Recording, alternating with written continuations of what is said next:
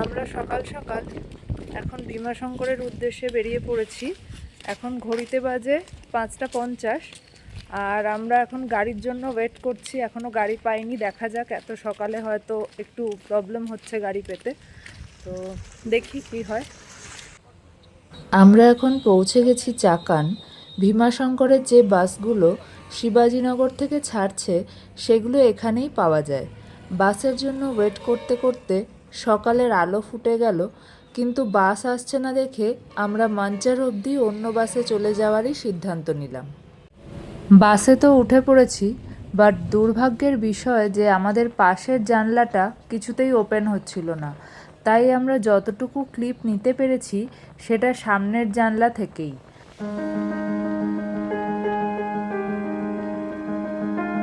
বাস এসে পৌঁছালো রাজগুরুনগর বাসস্ট্যান্ডে। এখানে মিনিট 5-7 দাঁড়িয়ে আবার রওনা দিলাম মানচারের উদ্দেশ্যে। রাজগুরুনগর পেরোতেই এদিকে দৃশ্য কিন্তু বদলাতে শুরু করে দিয়েছে। কখনো পাহাড়, আবার কখনো সবুজ প্রান্তর। পুনেতে এই বর্ষার মরশুমটা কিন্তু এই কারণেই খুব উপভোগ্য হয়ে ওঠে, কারণ যত দূর আপনার চোখ যাবে শুধু চারিদিকে সবুজের আস্তরণই চোখে পড়বে। এদিকে এতদিন টানা বৃষ্টির পর আজ সকালে একটু রোদের মুখ দেখলাম বলে সবারই মেজাজটা বেশ ফুরফুরে ছিল। যদিও পুনেতে সকালের ওয়েদারটা বেশ ঠান্ডা বলে সবাই হালকা সোয়েটার জ্যাকেট একটু পরেই বেরিয়েছিলাম। চলুন তাহলে এখন আর কথা না বাড়িয়ে চারপাশের দৃশ্যটা একটু অনুভব করে নিই।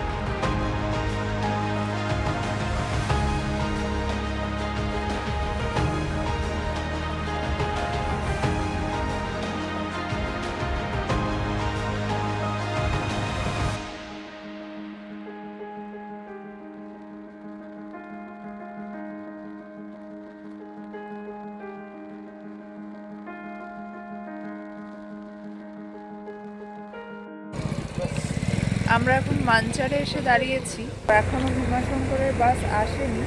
দেখি, ওয়েট করি কতক্ষণ লাগে। 7:30টায় বাস ছিল, কিন্তু এখন তো 7:40 বেজে গেছে, এখনও পর্যন্ত বাস আসেনি। আমাদের বাসটা মাঝে একটা জায়গায় এসে একটা হল্ট দিয়েছে। এই জায়গাটার নাম যদিও জানি না। এখানে 10 মিনিট দাঁড়াবে বলে সবাই দেখলাম নামছে, তাই আমি আর অনিকও সবার পিছন পিছন নেমে পড়লাম। আর নেমেই যা দৃশ্য দেখলাম সেটাকে এক কথায় বলা যায় নৈসর্গিক। সত্যি বলতে কি, কথা বলতেও আর ইচ্ছা করছে না। মনে হচ্ছে যতক্ষণ আছি শুধু দু চোখ ভরে সবটা দেখে নিই।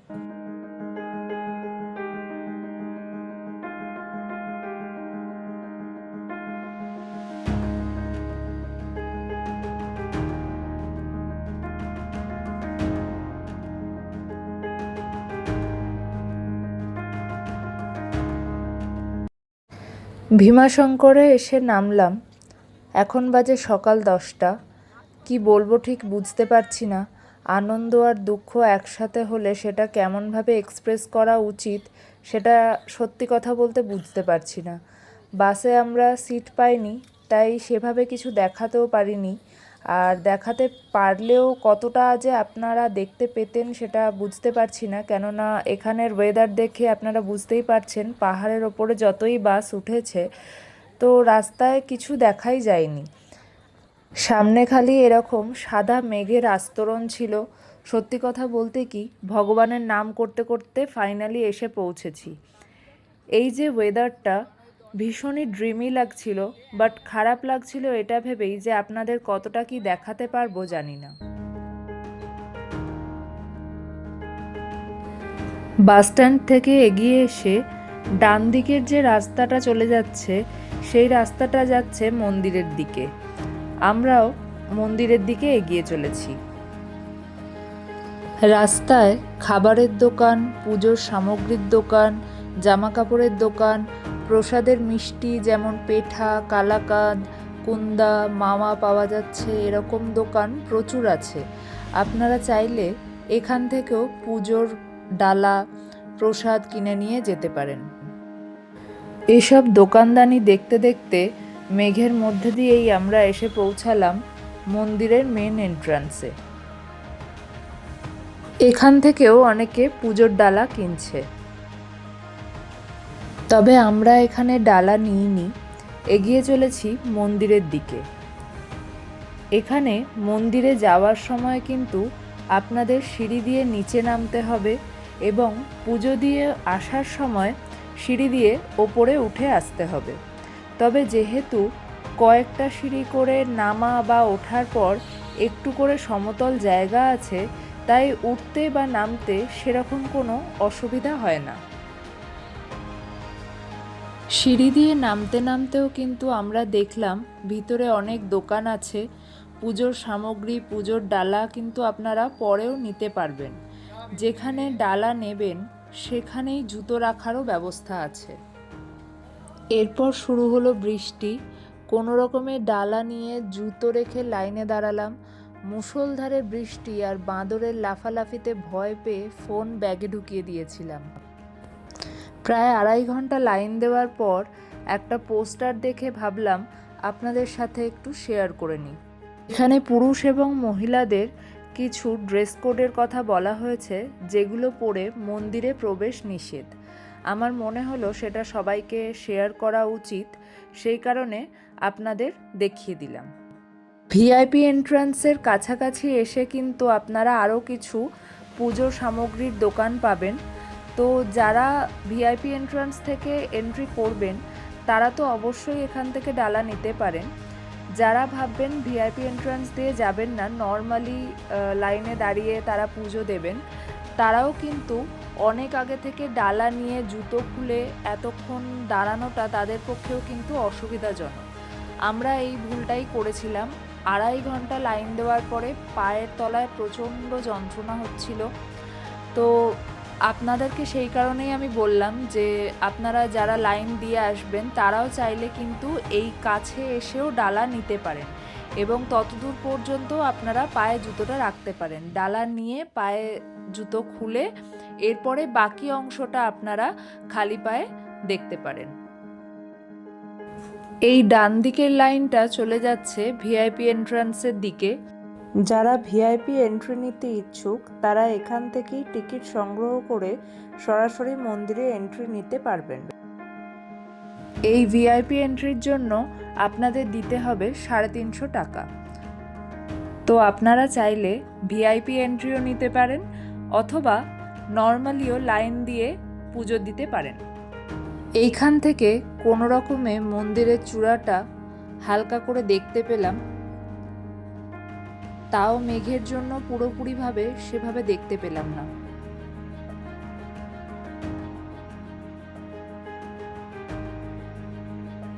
প্রায় 3.5 ঘন্টা লম্বা লাইন দিয়ে ফাইনালি ঢুকতে পারলাম মন্দিরের ভিতরে। হর হর মহাদেব নারা লাগাতে লাগাতে প্রথমবার এখান থেকেই ভীমাশঙ্কর মহাদেবকে দর্শন করলাম। এখানে বলে রাখি, মন্দিরের গর্ভগৃহে কিন্তু ফটোগ্রাফি অ্যালাউড নয়। পুজো দিয়ে বেরিয়ে এসে বাইরে এই দোকানটা থেকে আমরা অল্প একটু খাওয়া দাওয়া করে নিয়েছিলাম, কেননা এতক্ষণ লাইনে দাঁড়িয়ে থেকে প্রচণ্ড খিদে পেয়ে গেছিল। খাওয়া দাওয়া শেষ করে রওনা দিলাম বাড়ির উদ্দেশ্যে। এখন ঘড়িতে বাজে প্রায় 3টে। যদিও মেঘ সরে গেছে কিন্তু রোদের কোনো দেখা নেই। আমরা এখন চলেছি বাস স্ট্যান্ডের দিকে, দেখি বাস এসেছে কিনা।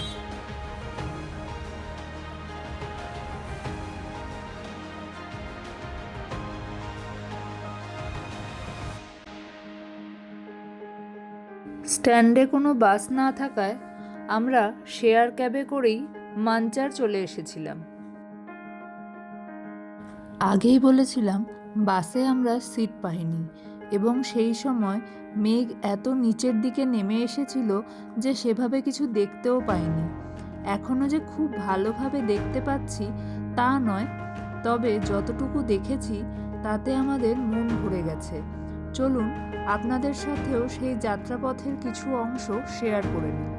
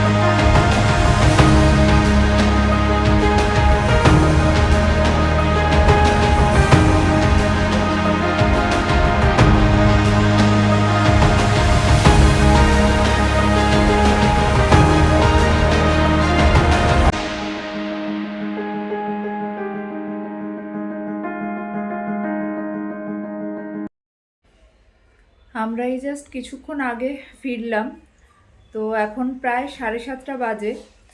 আর ফেরার সময় রাস্তায় ব্লগ করতে পারিনি, তার কারণ প্রচুর বৃষ্টি পড়ছিল আর গাড়ি পেতেও খুব সমস্যা হয়েছে আজকে।